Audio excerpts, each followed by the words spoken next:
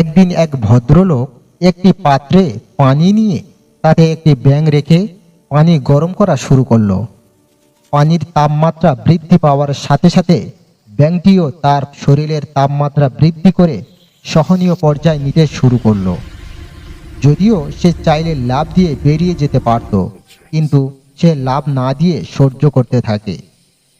আস্তে আস্তে পাত্রের তাপমাত্রা যখন আরো বাড়িয়ে ফুটন্ত গরম করা হয়, তখন ব্যাঙটি আর সহ্য করতে না পেরে সে সিদ্ধান্ত নেয় লাফ দেওয়ার। কিন্তু ততক্ষণে তার আর লাফ দেওয়ার মতো শক্তি নেই। পানিও আরো গরম হতে থাকে, যার ফলে সে অতিরিক্ত গরম পানিতে থাকতে থাকতে একটা সময় মারা যায়। এখন যদি প্রশ্ন করা হয় ব্যাঙটি মারা যাওয়ার কারণ কি, তাহলে আমরা অধিকাংশরাই বলবো গরম পানির কারণে মারা গেছে। কিন্তু না, সে আসলে গরম পানির কারণে মারা যায়নি। সে মারা গেছে সঠিক সময়ে লাফ দেওয়ার সিদ্ধান্ত না নেওয়ার কারণে।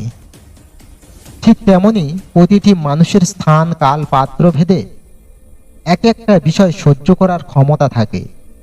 আমাদের প্রত্যেকের মনে রাখতে হবে, ক্ষমতা থাকা অবস্থায় সঠিক সিদ্ধান্তটি সঠিক সময়ে নিতে হবে। আবেগ, ভালোবাসা দেখিয়ে দেরিতে সিদ্ধান্ত না নিয়ে সঠিক সময়ের সিদ্ধান্তে নেওয়া উচিত।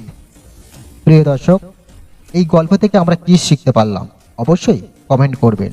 ভালো লাগলে লাইক, শেয়ার করবেন। আর এই ধরনের ভিডিও পেতে আমাদের চ্যানেলটি সাবস্ক্রাইব করুন। আর ফেসবুক থেকে দেখে থাকলে পেজটি ফলো করুন। ধন্যবাদ।